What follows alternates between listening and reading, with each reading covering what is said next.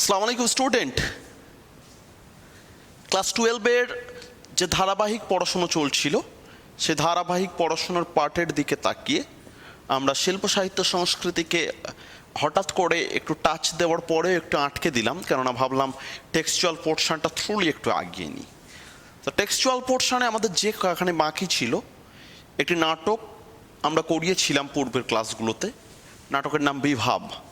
আবার একটি নাটক আছে, যেহেতু দুটি নাটকের মধ্যে থেকে দুটি প্রশ্নই দেওয়া হয় 5 নম্বরে, আমাদের অ্যাটেন্ড করতে হয় একটি 5 নম্বরের প্রশ্ন এবং অজস্র প্রকার শর্ট কোশ্চেন থাকে।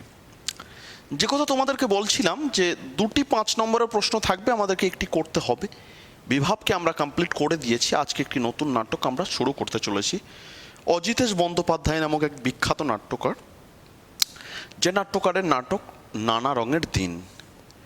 অজিতেশ বন্দ্যোপাধ্যায় সাধারণত আধুনিক সময়ের নাট্যকার। একেবারে বিংশ শতকের শেষের দিকে তার মৃত্যু হয়েছে, মাত্র 50 বছর তার জীবনযাত্রা করেছিল। 1933-এ তার জন্ম এবং 1983-তে ভদ্রলোকের প্রয়াণ।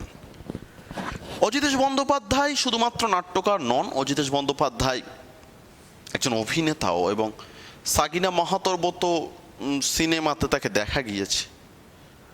এবং নাটকের বিভিন্ন যে রূপ আছে, যেমন আমরা নাটকের ক্ষেত্রে বিভিন্ন যে সংকল্পগুলো দেখা যায়, নাটকের যে ওয়ে আছে, নাটকের যে ধারা আছে, সেই ধারার মধ্যে দিয়েও কিন্তু অজিতেশ বন্দ্যোপাধ্যায়ের আমরা দেখতে পাই। যেমন নবনাট্য গণনাট্য আন্দোলনের যে ধারা আছে, সেই ধারার মধ্যে দিয়ে একসময় তাকে দেখা গিয়েছিল। পরবর্তীকালে নান্দিকার, নান্দিমুখ এই ধরনের যে নাট্য গোষ্ঠী, সেই গোষ্ঠীতে তার দেখা মেলে এবং সেইখান থেকে তার সেতুবন্ধন, সংঘাত, সওদাগরের নৌকা, এই নানান ধরনের নাটক তিনি রচনা করেছিলেন।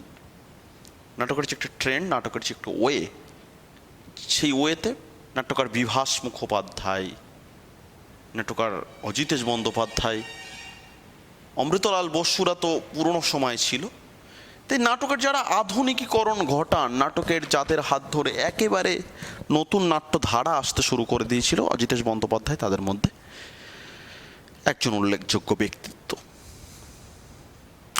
নানা রঙের দিন অজিতেশ বন্দ্যোপাধ্যায় লেখেন এবং তিনি আস্তন চেখভ, একজন রুশ দেশীয় নাট্যকার আস্তন চেখভ, তার দ্য সোয়ান সং, আস্তন চেখভের দ্য সোয়ান সং নামক নাটক থেকে অনুপ্রেরণা পান এবং সেই নাটকেরই ভাবনাগ্রাহ্য রূপকে বাস্তবায়িত করেন, এবং সেই বাস্তবায়িত চিত্রই হচ্ছে আমাদের নানা রঙের দিন নাটক। নানা রঙের দিন কথাটি কেন এসেছে? জীবন আসলে ধারাবাহিক প্রবাহ ধারা। জীবনের অনেকগুলো শেড আছে, জীবনের অনেকগুলো কালার আছে। আমাদের জীবনের সবারই জীবনের কিন্তু নির্দিষ্ট রং আছে, নির্দিষ্ট কালার আছে, কালারের বিভিন্ন শেড আছে। এক একটি কালার এক একটি দিককে উন্মোচিত করে, এক একটা রং এক একটা সময়কে বিবৃত করে, এক একটি রং এক একটা টাইমকে আমাদের কাছে পৌঁছে দেয়। মানুষ যেমন বাল্যকালে থাকে, মানুষ তেমন তোর তারুণ্যে আসে, মানুষ ছেলেবেলায় থাকে, মানুষ যৌবনে আসে, মানুষ বার্ধক্যে আসে। প্রত্যেকটি স্তর, প্রত্যেকটি আস্তরণ মানুষের জীবনের নানান ঘটনাকে বর্ণনা করে, বিবৃত করে। মানুষ নানা ভূমিকায় বাঁচে, তাই তো বলা হয় পৃথিবীটা রঙ্গমঞ্চ, আমরা সবাই অভিনেতা। আমরা সবাই অভিনয় করি নানান ভূমিকায়, কখনো আমরা কারো সন্তান, কখনো আমরা কারো পুত্র, কখনো আমরা কারো কন্যা, এরকম নানান ভূমিকায় আমরা বাঁচি। এই নানান ভূমিকায় বাঁচতে বাঁচতে বাঁচতে বাঁচতে জীবন প্রবাহিত করে চলি। এই প্রবাহিত জীবন ধারায়, এই প্রবাহিত জীবন রেখায় আমাদের যে বেঁচে থাকা, সেই বেঁচে থাকার হাত ধরেই আমাদের এগিয়ে চলা। নানান ভূমিকায় মানুষ বাঁচে। সেই নানান ভূমিকায় বেঁচে থাকা একজন মানুষের যে চিত্র বা রং, বা যে রঙের যে নানান গল্প, জীবনের যে বিভিন্ন এপিসোড, জীবনের যে ঘটনা প্রবাহের যে গল্প, সেই গল্প যেখানে বিবৃত করা হয়, সেই নাটকের নাম নানা রঙের দিন। নাটক যখন আমি প্রথম পড়িয়েছিলাম, পড়াতে গিয়ে নাটকের কিছু পার্ট ব্যাখ্যা করেছিলাম। এই নাটকে ঢোকার আগে একটি কথা তোমাদের কাছে জানিয়ে নিই, অলরেডি সেইটা কোথায় আছে দেখে নাও। ব্যাপারটি এইখানে একটি নাটক আছে, নাটকে সাধারণত দুটি চরিত্র আছে, একটি হচ্ছে রজনীকান্ত এবং একটি হচ্ছে কালীনাথ। রজনীকান্ত একজন নাট্যকার, 68 বছর বয়স্ক নাট্যকার, নাট্য অভিনেতা। তাহলে রজনীকান্ত 68 বছর বয়স্ক, 68। কালীনাথ 60 বছর বয়স্ক একজন লোক। রজনীকান্ত অভিনেতা, কালীনাথ হচ্ছে প্রম্পটার। একজন অভিনেতার একজন প্রম্পটারের একটা পারস্পরিক সম্পর্ক কাজ করে। এখানে গ্রিন রুমের গল্প আছে, তাই জায়গাগুলো আগে বুঝিয়ে দিই। গ্রিন রুম আমরা কোথায় বলতে পারি? সাধারণত যেখানে অভিনেতারা, ধরে নিচ্ছি এটা হয়তো, সাধারণত যেখানে অভিনেতারা মেকআপ নেয় বা যেখানে অভিনেতারা অপেক্ষা করে, এটা যদি মনে করো প্রবেশ পথ, এটাকে আমি কি মনে করছি? প্রবেশ পথ। মঞ্চে প্রবেশ করছে, এটাকে মনে করো মঞ্চ। এই মঞ্চে প্রবেশের পিছনে এই যে জায়গাটা থাকে, সাধারণত অভিনেতারা সেখানে মেকআপ নেয় বা অপেক্ষা করে। এখানে কিছু সাউন্ড থাকতে পারে, শব্দ এখানে থাকতে পারে, এদিক দিয়ে কিছু লাইট পড়তে পারে,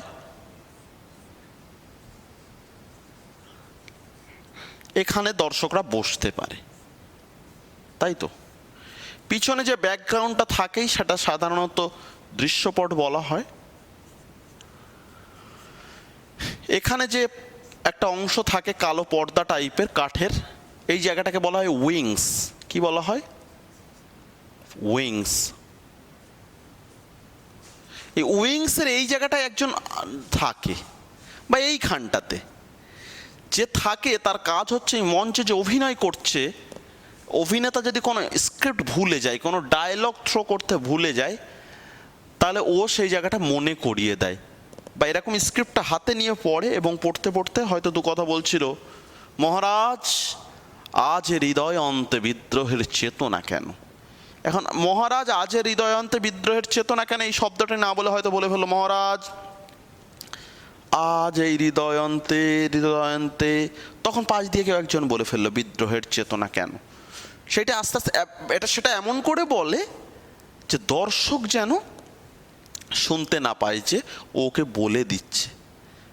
তাহলে একজন অভিনেতার অভিনয় কলা কুশলতা, একজন অভিনেতার অভিনয় সার্থকতা এবং একজন অভিনেতার সাফল্যকে উপস্থাপন করার জন্য যে অদম্য ভূমিকা থাকে, সে অদম্য ভূমিকায় যে মানুষটি কিন্তু ভূমিকা রাখে তার নাম কিন্তু প্রম্পটার। তাহলে নাটকটা একবার ফ্ল্যাশব্যাকে যাওয়ার মতো করে, বা আমরা আলাপ আলোচনার সূত্রে নাটকের দিকে একবার গড়িয়ে নিই। কি আছে নাটকটির মধ্যে? নাটকটির মধ্যে দুটি মানুষের গল্প আছে, একজন কালীনাথ আছে এবং একজন রজনীকান্ত আছে। কি সেই গল্প আছে? গল্পটি এমন আছে যে একজন মানুষ, 68 বছর মানুষ, যে জীবনের 45টি বছর অভিনয়ের মাধ্যমে কাটিয়ে দিয়েছে। তার নেই কোনো স্ত্রী, নেই কোনো সন্তান, নেই কোনো জীবনের অন্যান্য মানুষের সাহচর্য। অভিনয় করতে করতে জীবন কাটিয়ে দিয়েছে এবং এককালে সে প্রচণ্ড খ্যাতি পেয়েছিল। লোক তার অভিনয়ের প্রশংসা করেছিল, সে প্রেম পেয়েছিল, সে ভালোবাসা পেয়েছিল, সে সাফল্য পেয়েছিল, সে কোনো চাকরিও পেয়েছিল। তার মধ্যে সৌন্দর্যও ছিল, তার শারীরিক কাঠামো যথেষ্ট সুন্দর ছিল। কিন্তু সময় তার কাছ থেকে সব কিছু কেড়ে নিয়েছে। অভিনয় জগতে এসেও অভিনয় জগতের মধ্যে যে মেকি বাহবা রয়েছে, যে কৃত্রিম বাহবা রয়েছে, সেই মেকি বা কৃত্রিম বাহবা তার মনের মধ্যে কষ্টের নির্ভেজাল রূপরেখা তৈরি করেছে। এই পেশা, এই জগৎ আসলে ভ্রান্ত মাত্র। এই পেশা, এই জগৎ আসলে মন ভালো করার জন্যে ঘুম পাড়ানি গানের মতো।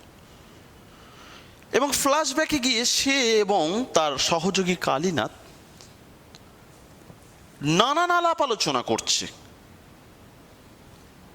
সে আলোচনার সূত্রে উঠে এসেছে, কখনো সে দিলদারের চরিত্র অভিনয় করেছিল, কখনো সে ঔরঙ্গজেবের চরিত্র অভিনয় করেছিল, এবং প্রত্যেকটা অভিনয় তারা কেমন করে করত এবং সেই অভিনয়কালে কেমন ধরনের তারা বাহবা পেত, কেমন ধরনের তারা হাততালি পেত, সেই সমস্ত কথা অর্থাৎ জীবনের ফেলে আসা সুন্দর দিনগুলোর কথা কিন্তু তারা ব্যাখ্যা করতে শুরু করেছে।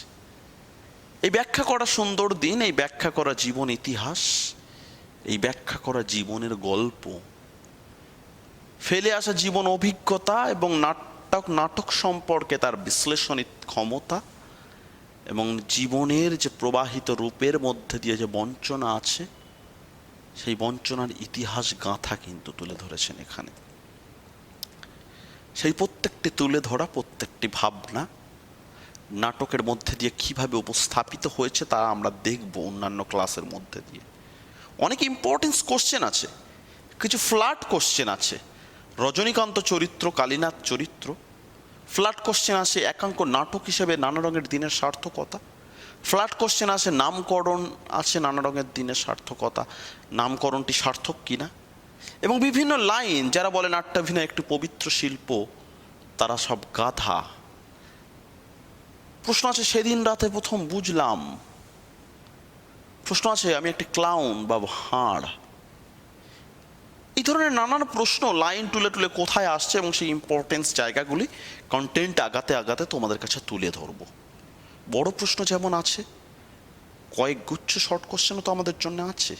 সুতরাং সেই বড় প্রশ্ন এবং শর্ট কোশ্চেন কীভাবে আমাদেরকে ডালি সাজাচ্ছে, আমরা কাহিনী আগাতে আগাতে নিশ্চিতভাবে তার বিশ্লেষণ করব।